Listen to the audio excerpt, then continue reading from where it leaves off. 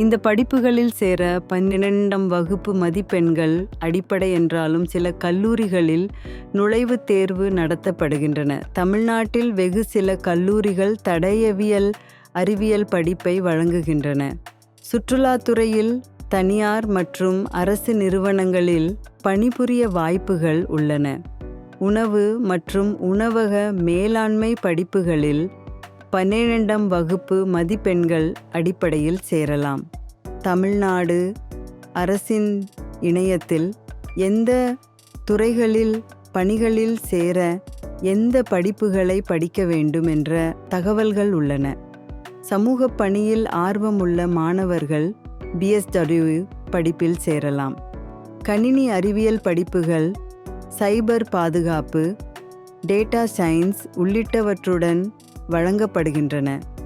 கணிதத்தில் ஆர்வமுள்ள மாணவர்கள் புள்ளியியல் படிப்பில் சேரலாம். BSc எலக்ட்ரானிக்ஸ் படிப்பு எலக்ட்ரானிக்ஸ் துறைக்கு அறிமுகமாக உதவும். BCom படிப்புகளில் பல்வேறு பிரிவுகள் வழங்கப்படுகின்றன. தங்களுக்கு தேவைக்கு ஏற்ற படிப்பு எந்த கல்லூரியில் வழங்கப்படுகிறது என்பதை அறிந்து மாணவர்கள் சேரலாம்.